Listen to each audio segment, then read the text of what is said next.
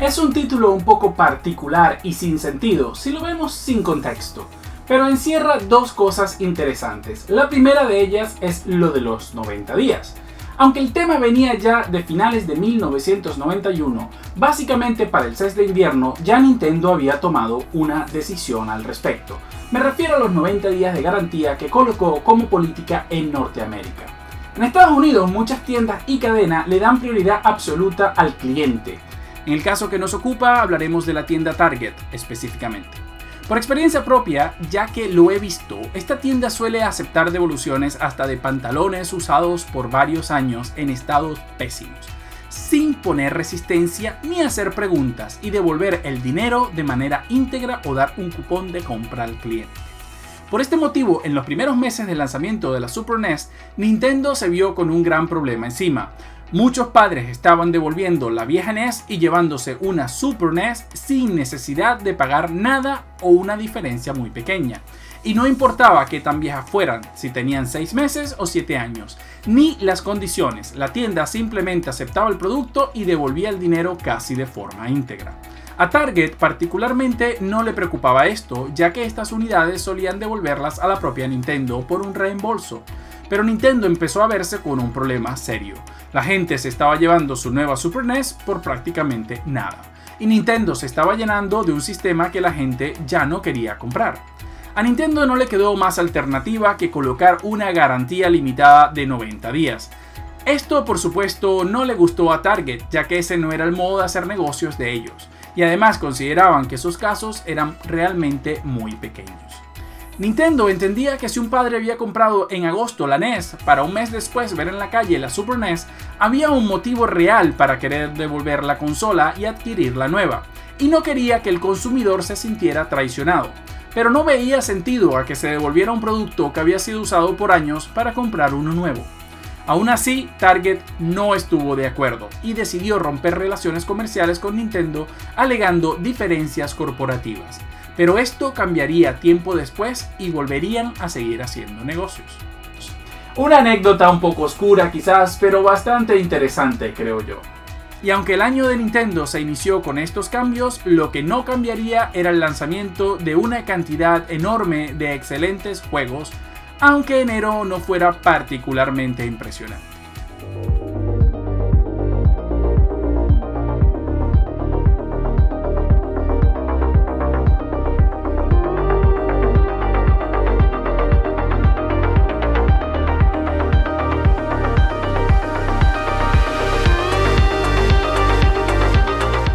En enero tuvimos el Shoot 'em Up Air Defense for the Jaleco, la conversión de un juego de Data East de arcade Joe and Mac.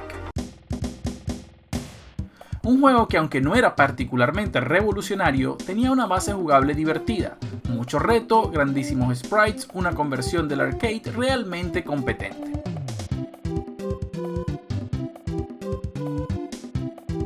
Lo mejor de todo es que al igual que el arcade permitía ser jugado por 2 jugadores simultáneamente. Por último, enero nos traería el RPG Ys 3, una serie de RPG que aún al día de hoy continúa sacando juegos. Febrero nos traería pocos lanzamientos, el juego Lagoon de Kemco, Super Smash TV de Acclaim y el Nolan Ryan's Baseball de Romstar. Quizás el juego más reseñable de todos estos sea el Smash TV, un juego de Acclaim que era otro port de un juego de arcade. Podríamos decir que era un twin shooter, con la cruz movíamos a los personajes y con los botones decidíamos hacia dónde disparar, por lo que podíamos movernos en 8 direcciones diferentes y disparar en la misma cantidad de direcciones de manera independiente del movimiento. Es un juego endiabladamente difícil por su naturaleza arcade, bastante sangriento considerando lo restrictiva de Nintendo en la época, pero muy adictivo. La conversión fue bastante bien lograda y en definitiva es un buen juego, pero nada más allá. Nos detendremos aquí para comentar un accesorio que salió en la Super NES en América antes que en Japón. Un hecho muy inusual e incluso cuando se lanzó en Japón se hizo de forma limitada. You're looking at the next breakthrough for the Super Nintendo Entertainment System. Introducing Super Scope 6. Remote-powered and laser-accurate. Precise to a single television pixel. It comes with 6 great games, and it's yours for under $60, all of which gets you into the game. Like never before. Super Scope 6, only for Super Nintendo. Now you're playing with power, superpower. La Super Scope, que vendría a ser la versión Super NES del Zapper de la NES. Se lanzó en febrero junto al Super Scope 6, que no era más que un grupo de 6 minijuegos para jugar con la Super Scope. En esta oportunidad se cambió la forma de una pistola futurista al de una bazooka futurista. Su funcionamiento interno era básicamente el mismo. Era más plástico que electrónica y se lanzaron para ella menos de 12 juegos. E incluso algunos de esos juegos realmente eran un simple modo dentro de otro juego. Marzo fue un mes con varias novedades, pero ninguna realmente importante. Tendríamos la conversión del famoso juego de PC Lemmings, PGA Tour Golf, el desastroso Pit Fighter, Smart Ball, WWF Super WrestleMania, The Addams Family y Extra Innings. Donde realmente explotarían los lanzamientos sería en abril. Abril sería un mes absolutamente cargado de juegos de una calidad enorme. A principios de mes saldría el primer Adventure Island de los 16 bits. Thank you, Margaret. Okay, now where's Zach? Zach? On my vacation, I went to Super Adventure Island with Master Higgins battling monster reptiles and a giant skeleton warrior in 25 treacherous levels. We dove over the lava pit, then to the castle to find Genie Jungle. Super Adventure Island from Hudson Soft, available on Super NES. Super Adventure Island game tips, call 882. No es un juego particularmente importante en la consola, debo admitir, pero gráficamente era precioso y formando parte de una franquicia bastante conocida tenía cierto grado de relevancia y expectativa. Era un juego con grandes sprites, de un colorido genial, música pegajosa y jugabilidad bien ajustada. Su peor pecado era que básicamente no innovaba respecto a anteriores versiones. Sin embargo, en cuestión de una semana se lanzarían en Norteamérica Contra 3, The Alien Wars, The Legend of Zelda: Link to the Past y Top Gear. 3 juegos completamente dispares, pero todos de una altísima calidad. Contra 3 vendría a ser el primer juego de la saga completamente original para la plataforma de Nintendo, ya que los 2 juegos anteriores eran adaptaciones de los juegos de arcade. Y vaya si Konami supo explotar las potencialidades de la Super NES. Ya no solo desde el hardware, con gráficos mejorados, varios niveles de scroll, transparencias, sprites más definidos, sino que también aprovechaba todo lo que el gamepad de la NES le ofrecía, haciendo que cada botón tuviera una función, la posibilidad de doble arma e incluso de usar ambas armas al mismo tiempo, lanzar bombas, quedarse fijo al disparar sin moverse, en fin, todo un derroche no solo técnico sino de gameplay. Y este no sería el último juego de Konami de una gran calidad que veríamos ese mismo año. No pasaría ni una semana cuando llegaría por parte de Nintendo Norteamérica The Legend of Zelda: A Link to the Past.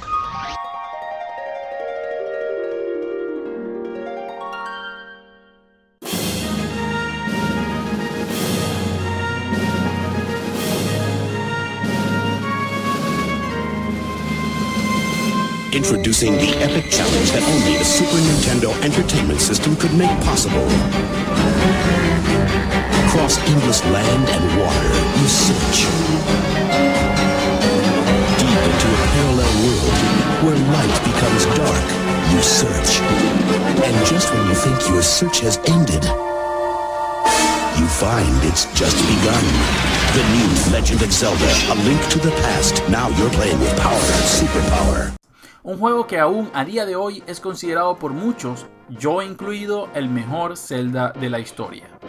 Atrás dejaría Nintendo la vista lateral del segundo juego y volvería a la vista superior del original, pero con unos gráficos mejorados en todo aspecto, una música mucho más impactante y un mundo enorme, que además tenía dos variantes, el mundo claro y el mundo oscuro.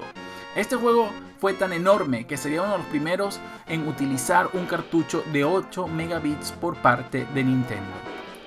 A Link to the Past es una obra maestra y una masterclass sobre jugabilidad y en cómo hacer un juego que podríamos evaluar como casi perfecto, y considerando que casi 30 años después sigue teniendo no solo una gran influencia, sino que sigue siendo tan memorable como entonces, habla perfectamente del nivel en el que se encontraba Nintendo en ese entonces y donde muy pocas desarrolladoras podían acercársele. Sin duda alguna, el listón de la Super NES ya estaba muy alto, y desde entonces A Link to the Past está en el top 5 de todas las listas de los mejores juegos de Super NES. El juego terminaría vendiendo la friolera de 4.61 millones de copias, que haría como el segundo mejor juego del top de la Nintendo Power en su último número en diciembre de 2012. Y en 2005 IGN lo colocaría en el puesto número 11 del top 100 mejores juegos de la historia. Y es que A Link to the Past marcaría la senda a seguir por todos los Zeldas posteriores. Si bien evolucionarían tecnológicamente, el gameplay seguía claramente lo establecido por todo lo aprendido en A Link to the Past.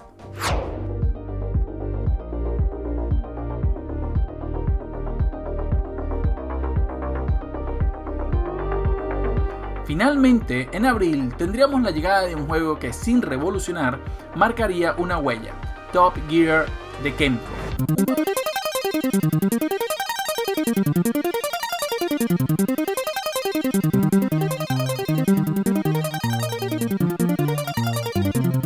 Un juego de conducción bastante simple incluso para los estándares de la época, pero con una jugabilidad endiablada y un soundtrack que aún a día de hoy sigue resonando. Se convirtió en el juego usado por todos como punto comparativo de lo que un buen juego de carreras en la 16 bits debía ser. El juego tenía una gran sensación de velocidad, una cantidad de pistas enorme, variedad de escenarios y modo para 2 jugadores. No hay duda de que Top Gear es posiblemente el juego de conducción más recordado del catálogo de la Super NES. Los lanzamientos del mes los cerraría el F1 Grand Prix de Video System, un juego que únicamente salió en Norteamérica y que pasaría sin pena ni gloria. Mayo fue un mes un poco lento para la Super NES. Se lanzaría el desastroso The Rocketeer, Romance of the Three Kingdoms 2, Super Soccer Arcana y Jack Nicklaus Golf.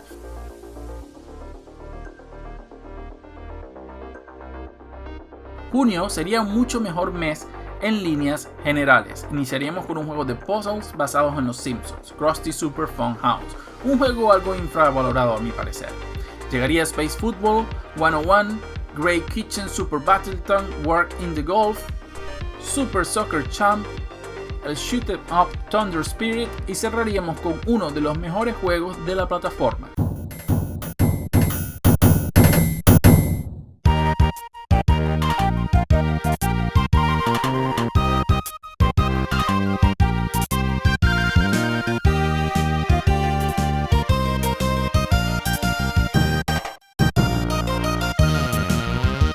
The Legend of Mystical Ninja es un juego que había salido en Japón casi un año antes, y lamentablemente sería el único de esta serie que llegaría a tierras occidentales.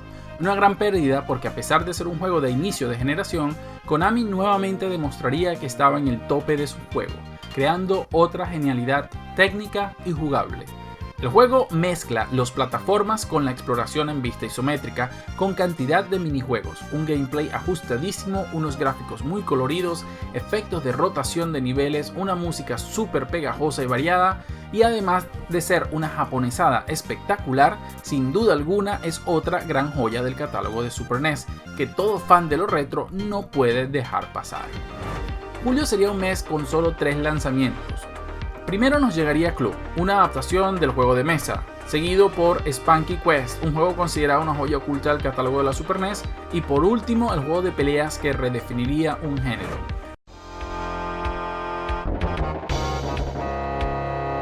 Growing up, I was definitely a Sega kid because I played Space Harrier in the arcades, and I got a Master System because of that.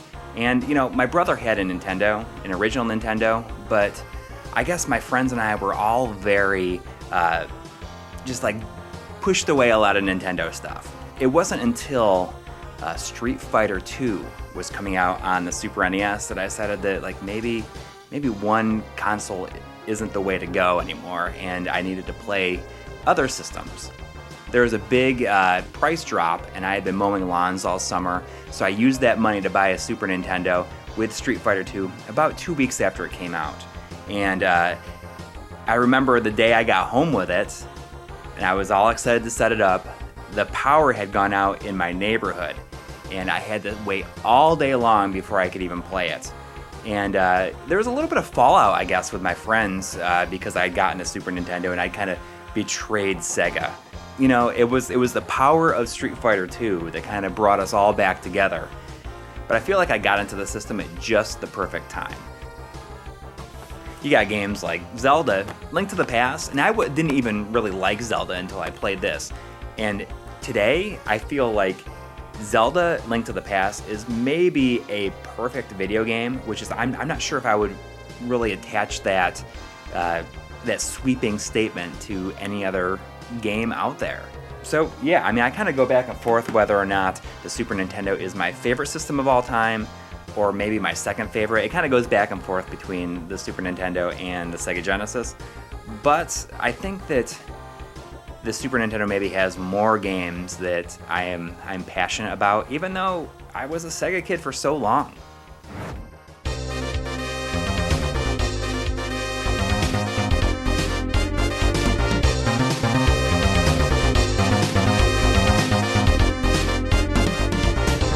Street Fighter 2, que llegaría a la Super NES con un port que fue espectacular y que coloca a Capcom simplemente en el Olimpo, y una de las third party y aliadas de Nintendo más importantes, al punto que este juego llegaría a vender 6.3 millones, solo para la Super NES, siendo así el quinto juego más vendido de la consola. Y no solo eso, solo 2 juegos third party estarían en el top 10 de los juegos más vendidos de Super NES, ambos de Capcom y ambos Street Fighter.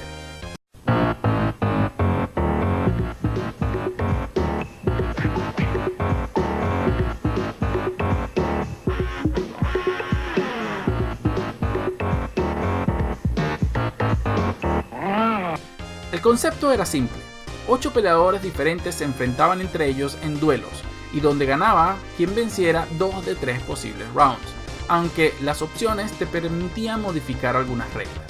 Cada luchador tenía características específicas que lo hacían completamente diferente del otro. Ibas viajando por un mundo en nuevos enfrentamientos, y una vez habías vencido a los 7 contrincantes originales, te enfrentabas a 4 personajes adicionales aún más fuertes y poderosos. El juego usaría la para entonces asombrosa cantidad de 16 megabits, algo que Capcom se encargaba muy bien de publicitar, especialmente porque era el primer juego que utilizaba esa cantidad de memoria en la Super NES. Obvio, el mayor gancho del juego era el poder jugar contra un amigo, y estos piques eran legendarios. Y aunque al inicio ambos jugadores no podían seleccionar al mismo personaje, salió un truco que permitía usar esta función, algo que no era posible ni siquiera en la recreativa. Curiosamente, el segundo personaje usaría el esquema de colores que se usaba en Street Fighter 2 Champion Edition. El mundo de los videojuegos ya no sería igual, y Street Fighter 2 sería el primero de lo que prácticamente vendría a ser un nuevo género que cambiaría los videojuegos para siempre. Exactamente un mes después, en agosto de 1992, Nintendo lanzaría en Norteamérica otro curioso accesorio.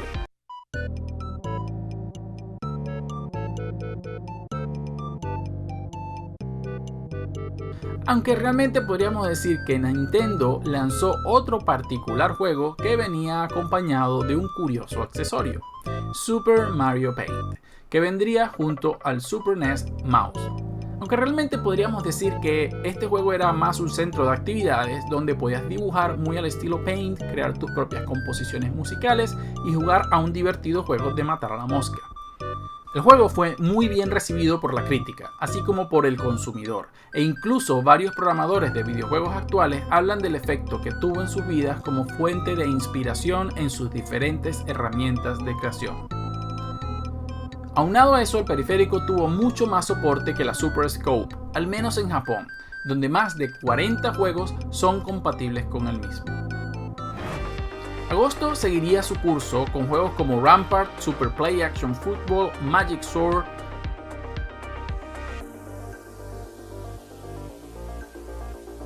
para así llegar a Teenage Mutant Ninja Turtles 4 Turtles in Time.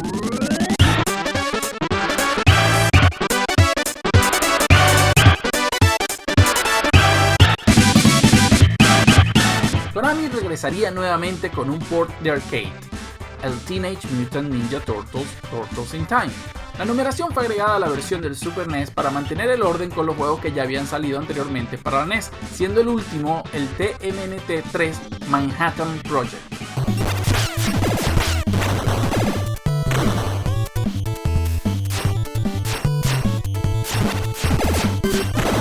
El port fue realmente excepcional y aunque habían diferencias gráficas ligeras, el port a Super NES era superior como juego, ya que contaba con nuevos enemigos, niveles, efectos gráficos y modos de juego. Y aunque hubo alguna reducción en el número de voces y efectos, lo cierto es que la calidad del mismo no deja dudas. Por un lado, de la calidad de los productos de Konami y por otro, de que Super NES seguía publicando un juego bueno tras otro.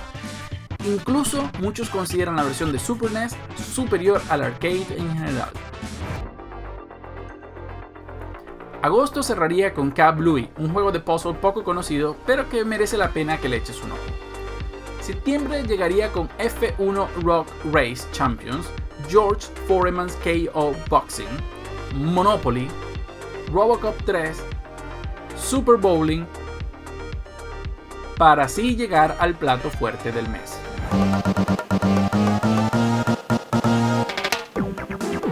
And now today's traffic report from Super Mario Kart. It's a real race out there today, folks. People are driving like animals. The turnpike split in two, and a turtle shell is making travel impossible for one motorist. Over on the freeway, it's bumper to bumper, door to door, wheel to wheel, you name it. And check your rear view. Some blockheads are causing major delays. There's already been one accident there.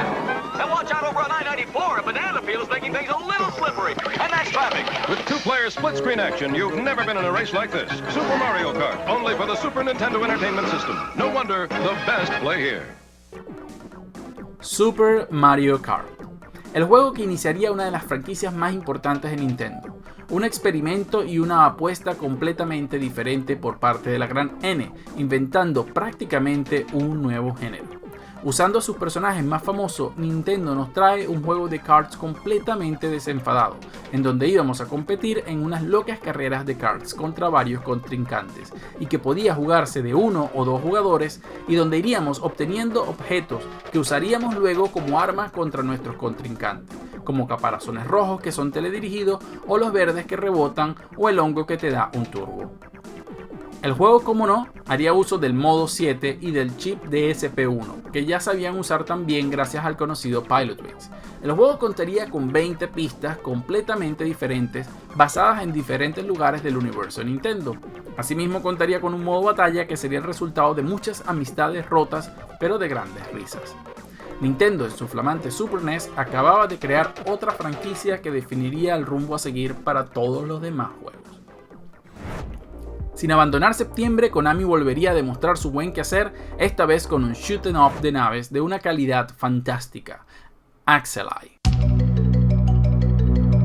Un juego que combina niveles en scroll vertical y niveles en scroll horizontal con unos gráficos cuidadísimos, una banda sonora muy recordada y un gameplay testeado al milímetro.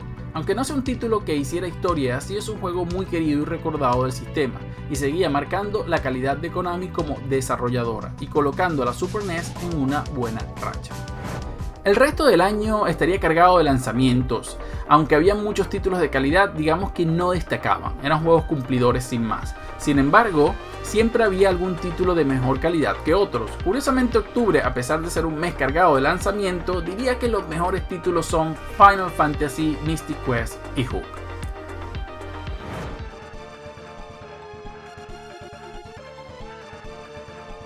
Prince of Persia, una conversión del juego de Brotherborn Software y publicado por Konami, y que en opinión de este servidor es la mejor versión de todas. El juego cuenta con un mapeado mucho más grande, mayor cantidad de niveles, mejores gráficos y una banda sonora que acompaña en todo momento. Los controles y las animaciones son geniales y al juego se le agregó tanto contenido que el tiempo para terminarlo se aumentó de 1 a 2 horas.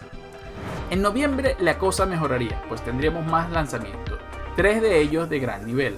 El primero llegaría de la mano de Enix, la rival más importante de Square, con su saga Dragon Quest, pero el juego que lanzarían sería el Soul Blazer.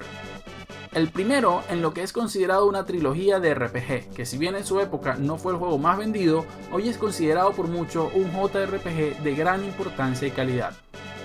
El juego sería un action RPG con una historia relativamente básica.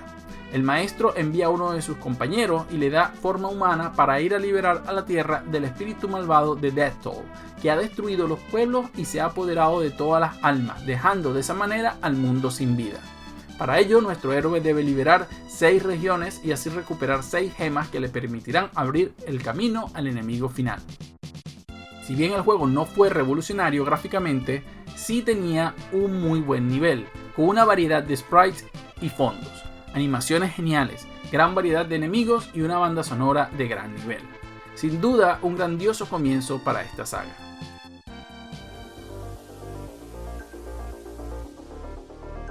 Ese mismo mes nos llegaría Super Star Wars.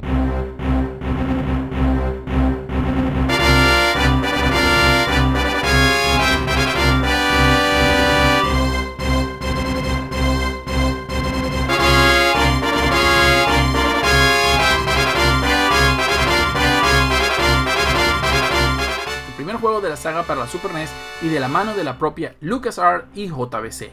El juego era un derroche técnico, animaciones geniales, muy buenos gráficos, obviamente una gran banda sonora, efectos, modo 7, posibilidad de usar varios personajes e incluso de poder manejar un X-Wing. El juego fue muy bien recibido, incluso Electronic Gaming Monthly le dio el premio al mejor juego de acción de aventura de 1992.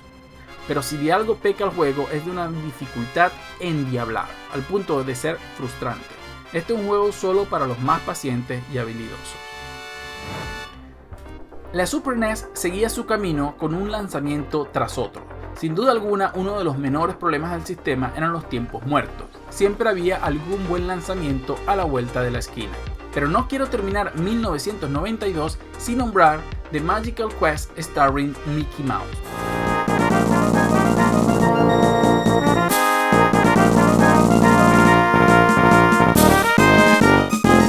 Un juego lanzado por Capcom, que sería el primer juego Disney que Capcom lanzaría en Super NES y que continuaría su legado de buenos juegos en colaboración con Disney. Colaboración que se inició en la NES con juegos como Chip and Dale,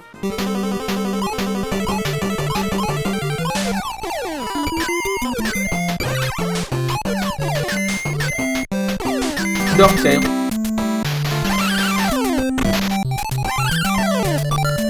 La Sirenita,